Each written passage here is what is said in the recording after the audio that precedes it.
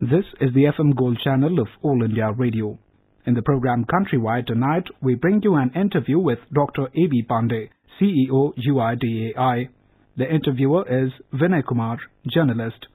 Traditionally, residents of India have lacked a nationally acceptable unique identity, and they have been using proxy identities such as driving license, PAN cards, voter cards, ration cards and passport to prove their identity and address.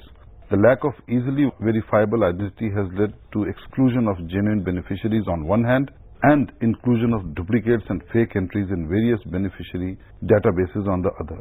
To meet such challenges and to improve inclusion, including financial inclusion, the government in 2009 launched the Aadhaar program with a vision to empower residents of India with a unique identity and a digital platform to authenticate anytime, anywhere. Dr. Pandey, let me the first instance ask you, how good coverage has been of Aadhaar in the past 5 years? How important it is for a citizen to get his or her Aadhaar card? If you consider the coverage of Aadhaar, the first Aadhaar was issued in September 2010. Now during the last about 6.5 years, we have covered a long journey. And we have now today, as of yesterday, we have given Aadhaar to approximately 113 crore people. Coverage among the adult is more than 99%. Coverage among in the age group children 5 to 18 years of age, there also the coverage is very high. Now we are focusing on the coverage among 0 to 5, the newborn infant to up to the 5 years of age. We are trying to cover. So broadly the coverage is not a problem except in few areas like northeast, Jammu and Kashmir, and there also we are now trying to speed up. And people are using this Aadhaar identity, which is kind of a national identity, because Aadhaar is unique in two senses. One is it is unique because it is based on your biometrics. It is very, very difficult to get two Aadhaar numbers. Secondly, which is not possible in many other ID systems, perhaps in the world, is that you give your Aadhaar number and put your fingerprint on any device and immediately you are authenticated. Because traditionally problems with the other ID system is one person could get many IDs, and then secondly somebody could just print up entirely a fake ID, and it used to be very, very difficult to find out whether that particular ID is genuine or fake. In case of Aadhaar, first of all, it is very difficult to get more than one Aadhaar to a person, and secondly somebody goes with his Aadhaar card, he can be online, he can be authenticated instantaneously anywhere in the country. So let's say a person from West Bengal goes to Tamil Nadu and he gets his Aadhaar card made in West Bengal. In Tamil Nadu he can be authenticated and he can establish his identity regardless of language and everything. So this provides a great facility to all Indians that they can get their IDs, number one. Secondly, they can prove that they have a very, very credible and genuine ID, and based on that they can open their bank accounts, they can avail services and so on and so on. So naturally, Aadhaar has become an important tool for good governance and empowerment of people also, and it has helped more than 4.47 crore people to open their bank accounts through Aadhaar eKYC. But Dr. Pandey, there have been some reports and some news items also have appeared in print and social media expressing apprehension that the Aadhaar data, which is a centralized repository of data in our country, the biometrics can be misused, and we have some private agencies which phone people and ask for their KYC. So how to allay these apprehensions? There are two parts of this problem. One is that the Aadhaar data which resides inside the Aadhaar, that is your basic demographic details, name, address, your mobile number, email address, and plus your biometric. That is with Aadhaar, even though we may have engaged private agencies in the field to collect this data. But what we have done is that as soon as the data was collected, let's say somebody enrolled in a village, as soon as the enrollment was done, when you press this save button on that machine, the whole data gets encrypted by a very, very high encryption bits. So much so that it will require a fastest computer on the earth to almost the age of universe to decode this. So that's the kind of encryption that has taken place right at the place and time where this enrollment was done. Now that encrypted data is sent by that private agency to us, which only we can open it. Then we process the data and we issue Aadhaar numbers. And then again the whole data is encrypted and kept back with us. So this is the level of security that we have provided.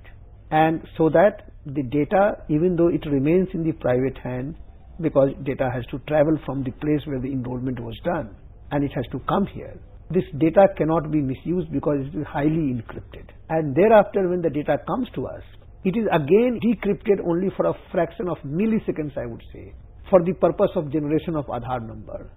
This whole biometric data is encrypted and kept in a store. So there also it is very, very difficult to get this data. Plus we have several layers of security, except that we would like to assure that the data which is with the UIDAI is very, very secure. Then Aadhaar is being used elsewhere. For example, you go and open a bank account. So there you give your Aadhaar number. Biometric, they are not supposed to store it, because if you have put your fingerprint to authenticate your identity, then there also it should be encrypted and it should be sent to us. And then again, we know we'll keep it encrypted. So Aadhaar number and other details could remain in banks and other places, and the biometrics should come to us under the law what we have provided. Last year the Parliament passed an Aadhaar Act. In the Aadhaar Act, we have taken the privacy and the security of data very, very seriously. And what we have said, that anyone who is using Aadhaar data, they need to protect this and ensure that the privacy of the person is not violated. For example, if they have collected Aadhaar number for opening a bank account, they can use it only for that purpose. They cannot use it for any other purpose. That is for opening bank account. For example, if you have used your Aadhaar number to get a SIM card, then this Aadhaar number can be used only for that purpose at that time, and then this cannot be used for any other purpose at a later stage. So they would not be able to publicize that such and such Aadhaar number person is my customer and then sell this data to some other marketing agency. And if they do that, then Aadhaar Act is very, very serious. It is a criminal offense and one can be sent to jail for 3 years. So we have, one is the technological security, process security, and other is the security through the law. Because after all, some people will try to violate the privacy. Some people will try to attack the system. So what we have said is that it is a serious crime in our country to meddle with any of these Aadhaar data. So cyber security remains one of the major concerns, and citizens can be assured that there are multiple levels and layers of security with UIDAI which protect this data, and the private operators, as you very rightly said, internet service providers, mobile phone service providers, they have collected this data, but they cannot publicize it that we have this huge database of citizens with us. First of all, the data which remain with us is encrypted. Data which they have collected is encrypted, but some data like their Aadhaar number, not the biometric, Aadhaar number, bank account number, these are all personal information. And this they need to protect under the IT Act, Information Technology Act, and also under the Aadhaar Act, or any unauthorized sharing of this data, any leak of this data is a criminal offense, and for which the person can be sent to jail. And then what are the remedies available to the citizens? Suppose a fraud takes place, if somebody's account is bugged or money is taken out using Aadhaar number, so he has to approach the court, he has to file a complaint before the police, or he has to bring this to the notice of UIDAI also. So what is the process? Yes, what Aadhaar Act does, if there is some violation of Aadhaar Act has taken place, then the resident has 3 choices. He can go to the court and say that, look, this is what has happened to me. And then the court will ask the police to investigate and file a case. Other option is that he could go to the police and police could investigate, and police, if it finds that there is some substance in the complaint, then police can file a charge sheet in the court, and what Aadhaar Act has said is that it will require the sanction of the UIDAI. So with sanction of the UIDAI, the person can be prosecuted. But initial complaint, what we call is a first information, can be given either to the police or to the court directly under the CRPC, and then the process of law and investigation can get kicked in from that point onwards, and then the justice can be delivered. Union Finance Minister Mr. Arun Jaitley yesterday told Parliament that in the times to come, in near future, Aadhaar could be the only card which a citizen will have. Instead of having the multiple identity cards such as PAN and voter ID card, Aadhaar will be so enabled that Aadhaar will be mandatory for filing income tax returns from July this year. And this is done with an intention to widen the tax base. That is, the government, Union Finance Minister has said that. But how far will this go? Will Aadhaar only card which citizens will have in the years to come? I have seen the statement of the Honorable Finance Minister. What he has said is that Aadhaar is going to be basis for all other identities in the country. For example, and this is what perhaps was reported in the media. Let's say you want to file an income tax or you want to get a PAN card. I mean, naturally, while filing income tax return, when his department is processing your return, the income tax department is entitled to know that who has filed your return. Because if you don't have that, then I can file a return in your name and put you into a difficulty, right? Let's say, your income is 20 lakhs of rupees, and then somebody in post can file a return in your name and say that my income is only 2 lakh, and then tomorrow the income tax will come and say that no, your income was 20 lakhs, and then how did you give only 2 lakhs, and then you will have to do a lot of explaining. So actually this is, once all these different identities are linked to Aadhaar number, then actually it is a good for the citizen and the residents also, because at least you can be assured that it is not that easy to somebody to impersonate you and do some transaction and put you into a difficulty at a later stage. So this is exactly what he meant. That today, somebody can go and open a bank account in somebody else's name, and then later on he has to do a lot of explaining that no, he is not the person. But supposing if it is Aadhaar linked, then what is ensured is that only the genuine person is able to do the transactions. And this is the unique identity given to a particular citizen. Another thing, Dr. Pandey, is you have assured citizens and people that Aadhaar cannot be tampered with. It is a foolproof security system which your authority is undertaking. But there are other privacy concerns also. Is it Big Brother, surveillance, state?